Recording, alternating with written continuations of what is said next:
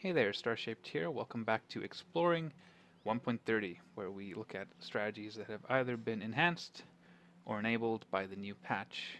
And today's game will be between XlorD, the German undead player, and Todd, the French human player, playing under Romantic Human and Ixie, respectively. Summoning is complete. So this game features close spawn Turtle Rock, which has always been a very unique position on any map in Warcraft 3 because the spawns are so close to each other, and the fast expansion possibilities are very limited. And we can already see Todd and XlorD kind of making fun of the new Acolyte buff. They're faster. Summoning is complete. As we can see, the footman can't even chase it down pretty much.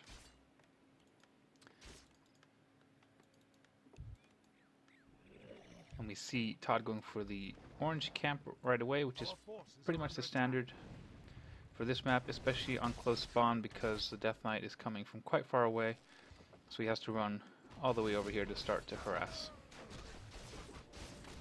There is a shorter militia duration these days, so these militia will not be able to return as quickly as they would before the patch, and a nice little watermental deny by Todd here. But there was a coil steal on one of the trolls, which is always something. But these peasants are looking very healthy. Should at least kill one or two here, though. Oh, but Todd decides to back them all up. Not sure I agree with this. One has gone down so far. And this Acolyte's still just running around.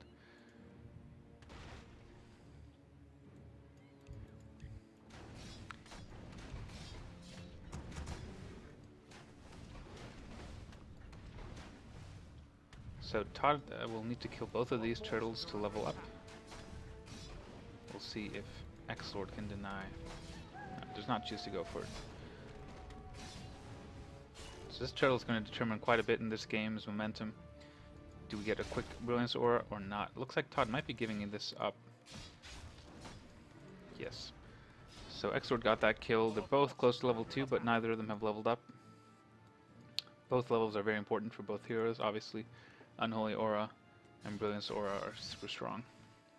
Summoning. And we do see a tech from Todd and a blacksmith. So like I said, close spawn Turtle Rock, very difficult to fast expand, even though that's what you usually want to do in this matchup. Our forces are under attack.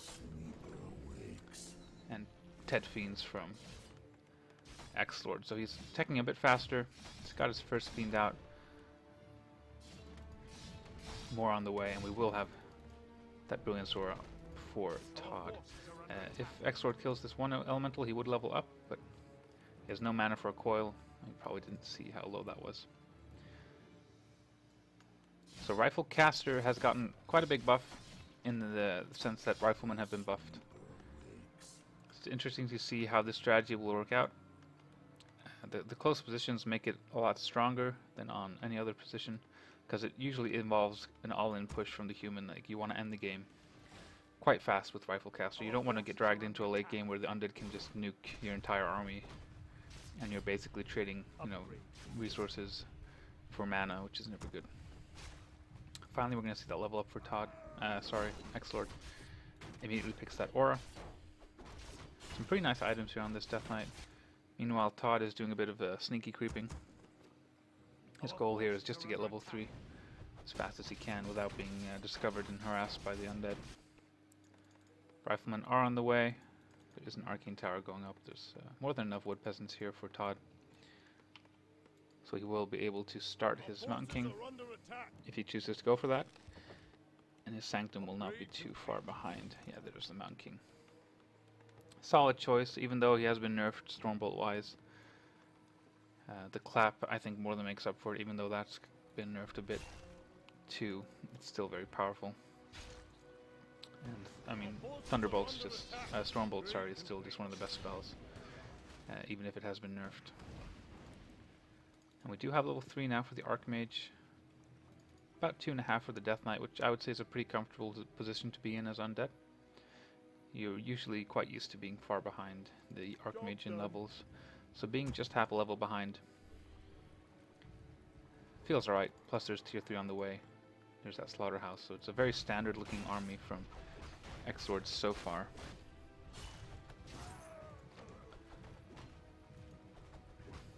Supply-wise, Todd's a bit ahead, which is to be expected because he's staying tier 2. He's going for this huge tier 2 army. You even see a lumber mill. I guess he is a bit short on wood. It can also be nice to make these guard towers in case you want to go for a longer game. Then there is the threat of destroyer harass, so it's nice to be able to put up a few guard towers. Job's done. Looks like there's heavy contention here over these creeps. They can drop some very good items. I do definitely feel that human is in the advantage in this position just because there's no orb yet. And there is Stormbolt, which can get some guaranteed kills. But nice Nova there from XlorD. Picking up footmen, damaging pretty much everything else. And there are quite a few skeletons in the mix. And there's 3 charges left on this rod, so oh, very unlucky ensnare there for Todd. Guaranteed rifle kill. And all Todd's killing in return are these skeletons, which aren't really that important. Great item though for Todd, the Mountain King, getting that pendant energy. I would love to see Clap skilled as a second skill, if only because of this pendant here. There's the orb, 2 statues. We will probably see Destroyer form and probably XlorD. XlorD's very strong against Rifle Caster, but any hero really. Dark Ranger, XlorD, even Pitlord could be good.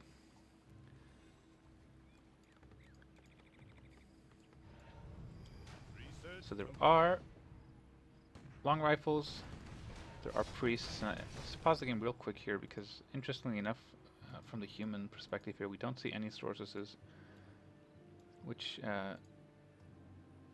it's kind of debatable whether it's good or not. Like, do you want to have slow? In this situation, having like 1 sorceress would be very, very strong because there is no dispel.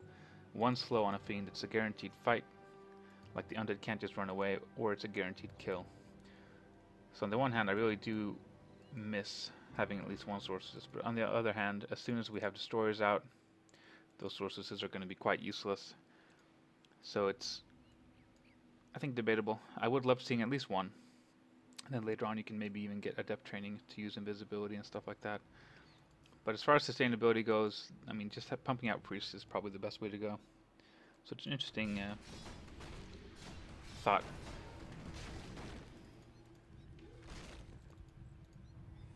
So both of the small turtles have been picked off. We're going to see here who gets this gargantuan turtle. It looks like Todd might be backing off. Supply-wise, it's looking quite even, but there is that orb here, which is very, very scary to deal with in these low numbers. Yeah, it looks like Todd is happy to give up this turtle and go for his own. See what item we get here. Potion of Greater Healing. That's an amazing item for the Death Knight, since he can't really heal himself unless he picks Death Pact. So it looks like this entire army right now is quite healthy. Nice pick off.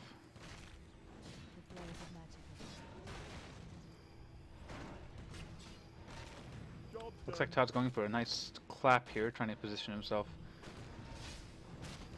Or perhaps just the bolt. Nope, there's the clap as well. Hits 3 units. Pretty good. XlorD's focusing down these priests. The creeps are kind of helping him out as well. There's the first sorceress. A bit late, perhaps. And there's the first destroyer eating up the water elemental, but it's going to go down really fast with the rifles. And XlorD's army has been kind of cut in half. It's a very awkward position. He feels like he has to retreat here. He is down about 10 supply.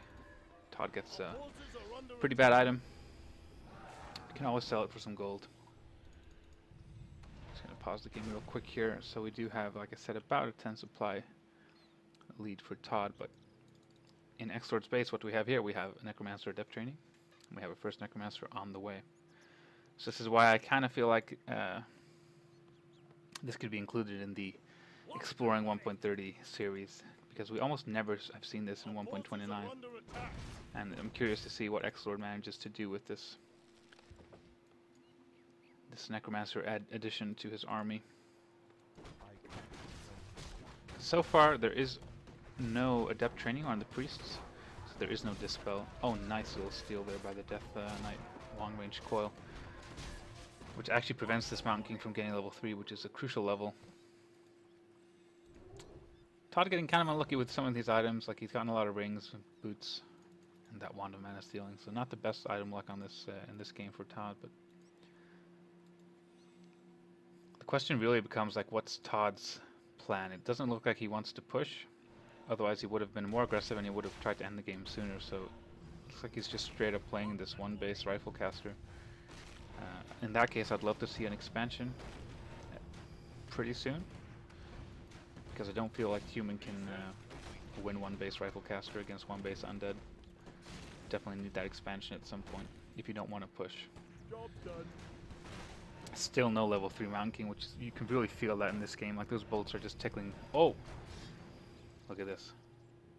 Unholy Frenzy cast on the Lich with the orb. There's no dispel, so this is gonna be on here for a long time. Finally level 3 for the Mountain King. Gets nuked out. XlorD steals the item, which is the Scroll of the Beast. He could use it right now. There's no dispel. We see some skeletons. The first Necromancer did go down. We see some more Unholy Frenzy being spread out here. And look how fast these fiends in this Lich are attacking. It's incredible. And these priests are the first thing to go down.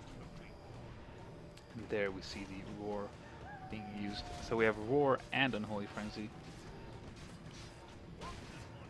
Do we see... yeah. XlorD chooses to use the potion instead of the town portal, and the Mountain King does go down. XlorD all of a sudden up in supply. Skeleton meat shields. And these riflemen, I mean, they're doing a lot of damage. That damage has been increased, but they're also quite fragile in this situation. There's so many skeletons, along with that Dark Ranger creating more skeletons.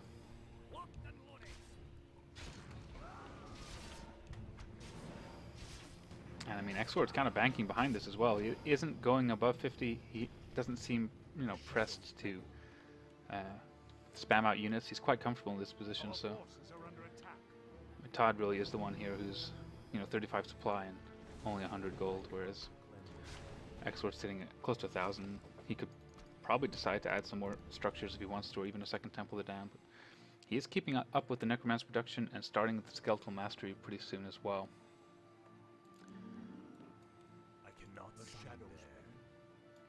And we do have adept training for these priests, and there are soon to be 3 priests out there.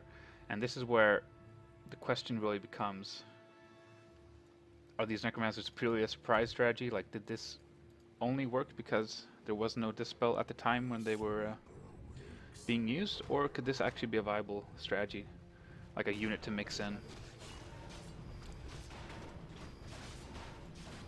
Because if we like just look at this frenzy, I've said this before, but I mean, Unholy Frenzy adds more attack speed than Bloodlust and level 3 Tauren Chieftain Aura combined. So it's a very, very strong spell. And the only downside is that it takes damage over time, but we do have the Unholy Aura to counter that. We do have statues to counter that, so in some sense the downside isn't that big at all. And just look at that attack speed. It's incredibly high. But now there is Dispel, so these skeletons, I'm not sure if I think the skeletons are a good idea, but certainly that Unholy Frenzy I think can be nice. Although if you're just going to get Necromancers for Unholy Frenzy, it's a bit of an investment. Research complete. Summoning is complete. So right now both waves are just kind of creeping up. Whatever creeps are left, both of these red camps are going down. We see the Cloak of Flames, which is actually quite nice in this situation against all those skeletons to put around the Mountain King. And plus 12 on the Lich, which is perfect synergy with this Unholy Frenzy strategy from XlorD. And we do see an expansion going up for XlorD as well. Both of these buildings are cheaper, so it's less of an investment. I like it. Our forces are under attack. And we see some skeletons harassing, which is also real cool, because like if you just look at this, especially once these trees get chopped down, then the rush distance from like the graveyard of the undead player to the gold line of the human is ridiculously small, so these skeletons can last a long time harassing. I think most importantly also, like, the fact that these necromancers got their damage buffed makes them more viable as well, because they do add up, especially against something like heavy armor if we see knights or something like that. So definitely, I think that makes it less of an investment that these actually do a bit of damage in and of themselves. You don't have to rely on the upgrades.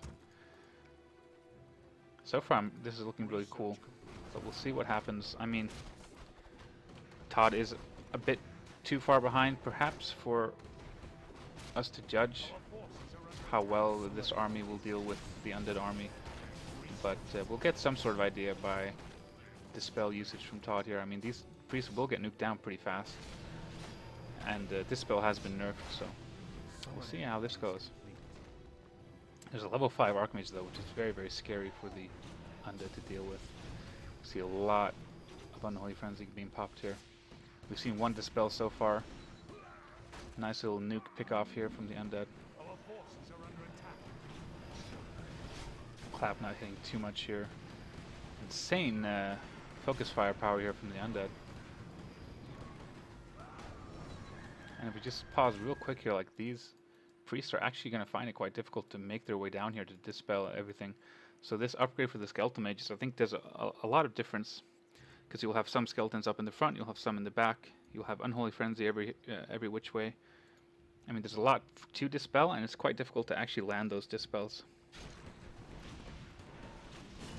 Now really all we need to see is like a destroyer or two to deal with these elementals and these slow.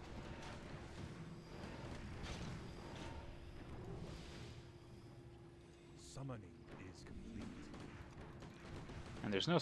oh, well, that was a really nice dispel right there from Todd. But the Mountain King's dead. The expansion's up, so there's no real stress for XlorD to actually do anything here. He can just survive, and he'll probably win the long run. But this Unholy Frenzy is doing so much damage. GG. So really neat little game. Certainly not as different as some of the other replays I've shown in this series. It's pretty much a standard rifle caster against like a Ted Fiend build, but we did see those Necromancers. I thought they were very interesting, and they did change the game quite a bit. So I mean, like I said before, it's hard to judge exactly how much the Necromancers did and how much it was just the undead playing better in general in this game, but it looked quite nice. And I think Unholy Frenzy is one of those spells that people are going to discover now that Necromancers have been buffed. We're going to see them more. And that's when I think people will discover the power of Unholy Frenzy, because it really does add a whole lot of DPS. And it's not a very expensive spell either. So one thought I had is that if you're going Rifle Caster as the human did here, you only have that one Sanctum. So actually getting Adept Priest and getting a lot of Priest is going to take some time. So perhaps if you scout any type of Necromancer shenanigans from your opponent when you're doing this kind of tech build, you might want to add just 2 Sanctums, just to be able to pump out enough priests to deal with all the skeletons, all the Unholy Frenzy, because those priests are going to get picked off really fast. They do put themselves in harm's way when they try to dispel, so you probably need a lot more priests than you might think. But yeah, I hope you guys enjoyed. So until next time, good game. I'll see you guys later.